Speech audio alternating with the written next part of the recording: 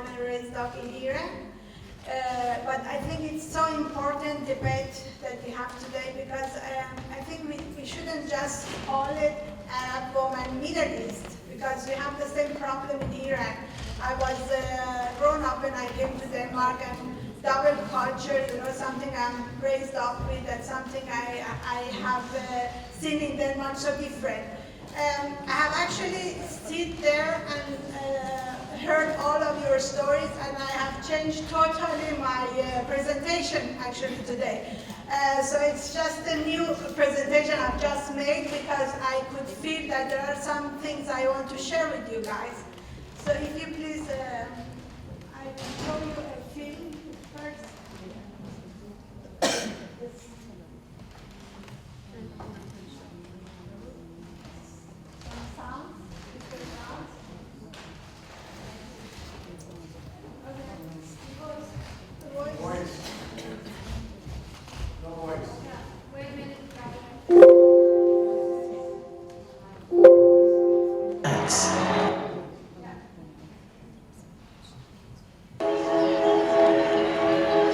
If we show emotion, we're called dramatic. If we want to play against men, we're nuts. And if we dream of equal opportunity, delusional. When we stand for something, we're unhinged. Super, it's gonna need to calm down. When we're too good, there's something wrong with us. And if we get angry, we're hysterical or rational or just being crazy. But a woman running a marathon is crazy. Official extracted the load on the course. A woman boxing was crazy. A woman dunking, crazy. Coaching an NBA team, crazy. A woman competing in a hijab, changing her sport, landing a double cork 1080, or winning 23 Grand Slams, having a baby, and then coming back for more? Crazy, crazy, crazy, crazy, and crazy. So if they want to call you crazy, fine. Show them what crazy can do.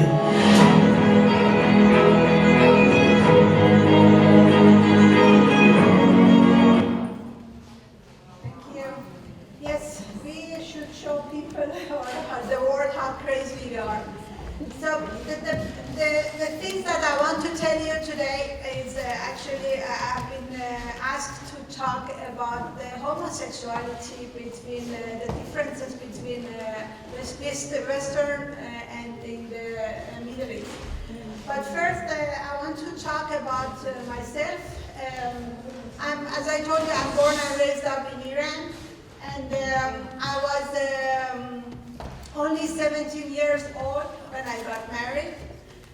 As some of you guys told here, I didn't know anything about my sexuality. I didn't know anything about I was forced to that. And I remember when my ex-husband decided to move to Denmark, he didn't actually ask me. He just one day came to me and told me that I want to be a refugee and I want to go to Denmark. That was it. So I didn't have anything to say. It was like, it was his decision, I should follow. So after 2 years, when I moved to Denmark, I was 21 years old. I came to Denmark missing my family, and it's a different culture. Nothing fits to me. It's like totally different world for me. So after 7 months, I was thinking, what do I do here?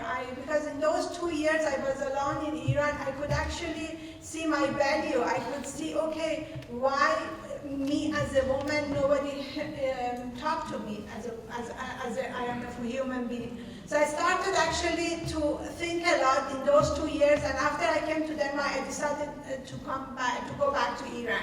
So I moved back, then I found out I was pregnant. So I was thinking, okay, I don't want to give a birth to a child in Iran in those society that maybe it will be a girl. So she will have the same future as me. So that's why I decided to move back to Denmark. take responsibility and think, okay, now I am with a child and I have to make a future for both of us. So she was only 4 months old when I moved from her dad. And then when it comes to the education, I was actually not an educated person. I had my gymnasium from Iran, but I wasn't that kind of person that people could see she become an engineer or she become a doctor, because it was for me like I'm coming from a family, I didn't need money. So it was like education, why should I have education? But after I see this child, I see, okay, now you have to take a responsibility for this child and make a future out of it. Then I was thinking education. Okay, I'm coming from a very male-dominated world, so I want to actually have an education that is kind of impossible for a woman to have. So that's why I decided to become an engineer. And what kind of engineer? Of course, software engineer, because that's the very male-dominated world. So I became a software engineer in '95. I was standing there, very proud of myself, small child, but still missing something in my life. So if we just, which I go back, if we think what I have done since 95 until 2012, I have really running fast. I had to perform, I have to best in the class, because I am a woman, I'm a foreigner, so I'm living here and I have to be the best. So I really run fast, without thinking that I have some rights as well. I can actually keep it quiet, but I run fast. Suddenly, 2012, I couldn't actually remember anything. It was like I lost everything. I was so stressed and depressed that I couldn't actually remember anything. It was like just knowing people's name I forgot. So it was very awful. So I actually had the time to just be myself and find out, okay, what is it I want with my life? Then I found out, okay, I have actually proved that me as a woman, I can do something, I can become something, I have some words, I have something to talk about. So I don't need that anymore. So I started to work about that, what do I want to work with? Then suddenly in 2015, I decided I start my own business. From having very, very high salary as a manager in different IT departments, I become actually an entrepreneur and started to see what do we miss in this society.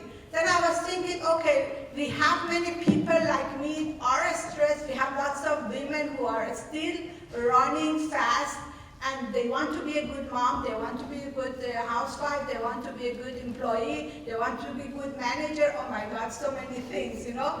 So that's why I say I start by helping those women. Then suddenly I found out that there are lots of foreigners moving to Denmark and has a problem to find a job in Denmark and getting actually integrated. Then I was thinking, I was one of them, so I have actually tried to be a foreigner in Denmark, so I will help these people. So this is what I did. Then we go back to now, in 2019, I actually achieved whatever I have wished for. I got a very good prize as an engineer of the year. I was actually winner of, or nominated to be an entrepreneur of the year, and I was nominated to get a prize. It's a Danish prize called Søstersind. So it was, for me, it was like, wow, I did it. But still, I could feel it, okay, it's not good enough for me because I have never had the appreciation from my family side. I have always been a rebel. People, or my parents had looked at me that she's not follow people, she just take her own decision, she doesn't listen to us. So I have never had their appreciation. So in last year, actually when my daughter, she was only 17 years old, I found out she was a lesbian. Oh my God, lesbian. So I'm a very open-minded person, but in that time, I found out, okay, so me as a mom, I wrong, you know, I'm not be a good mom because this is what my parents told me. Oh, because you are staying in Denmark, because you are so free, you are thinking of free of women's, what is that called? Freedom of speech and all these kind of things. So it's like, it's because of you, your daughter become a lesbian. Oh my God. I was thinking, okay. So I had a picture that my daughter comes home with a beautiful guy and she will be a bride and I will have a son-in-law and all these things, it just disappeared. So I look at myself as a failure.